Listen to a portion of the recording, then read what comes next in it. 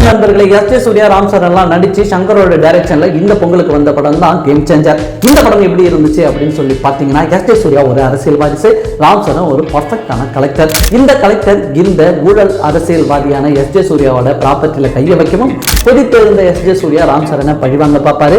ஒரு கட்டத்தில் இந்த கட்சிக்கு உண்மையான வாரிசு ராம் சரண் தான் அப்படின்னு எஸ் ஜே சூர்யாவுக்கு தெரிய வரும். இதை எல்லாத்தையும் பிளான் பண்ணி ராம் சரணை கலெக்டர் பதவியிலிருந்தும் அந்த சிஎம் போஸ்டிங்ல இருந்தும் எஸ் ஜே சூர்யா வெளியில் அனுப்பிடுவாரு. அதற்கப்புறம் எலெக்ஷன் கமிஷனர் ஆபீசரா வர்ற ராம் சரண் எஸ் ஜே சூர்யாவை என்ன பாடுபடுத்தினாரு, இவங்க ரெண்டு பேருக்குமான பேட்டில் என்னாச்சு, கடைசியில் யார் ஜெயிச்சா, அந்த கட்சி யாருக்கு போச்சு, எஸ் ஜே சூர்யா என்ன ஆனாரு அப்படின்றதான் கேம் சேஞ்சர் படத்தோட நீதி கதை. சங்கர் ஏன் இந்த மசாலா படத்தை எடுத்தாரு அப்படின்னு சொல்லி நமக்கு சத்தியமா தெரியல. படம் ஆரம்பிச்சு ஒரு 45 மினிட்ஸ் கதைக்குள்ளேயே போகல. எங்க நல்லா கொண்டு போறீங்க அப்படின்னு சொல்லி பார்த்தா அப்பதான் கதை ஸ்டார்ட் ஆகுது, இன்டர்வல்னு சொல்லி அனுப்பிச்சு விடுறாங்க. அது வரையும் போட்டு அந்த எடுத்துட்டு இருந்தாங்க.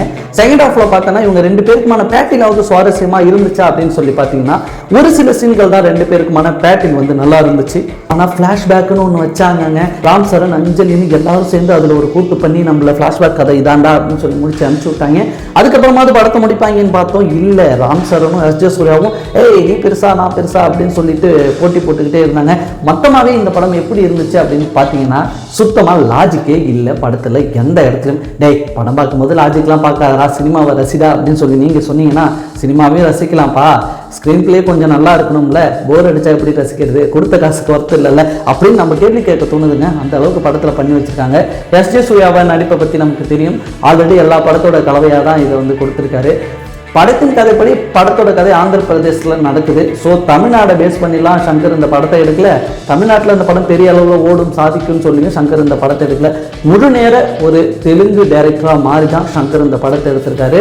நீங்கள் இந்த படத்தை ட்ரை பண்ணணும் அப்படின்னு சொல்லி பார்த்தீங்கன்னா கண்டிப்பாக தேட்டரில் போயிட்டு பார்க்க வேணாம். ஏன்னா ஓடிடியில் வந்த பிறகு பாருங்கள், படம் அந்த அளவுக்கு தான் இருக்குது. யூடியூப் சேனலுக்கு எல்லாருமே லைக் பண்ணுங்க, ஷேர் பண்ணுங்க, சப்ஸ்கிரைப் பண்ணுங்க. அந்த பெல்லுங்கிற பட்டன் இருக்கும், உங்க பொண்ணான கையால் அந்த பெல்லை மட்டும் கொஞ்சம் அமுக்கிடுங்க.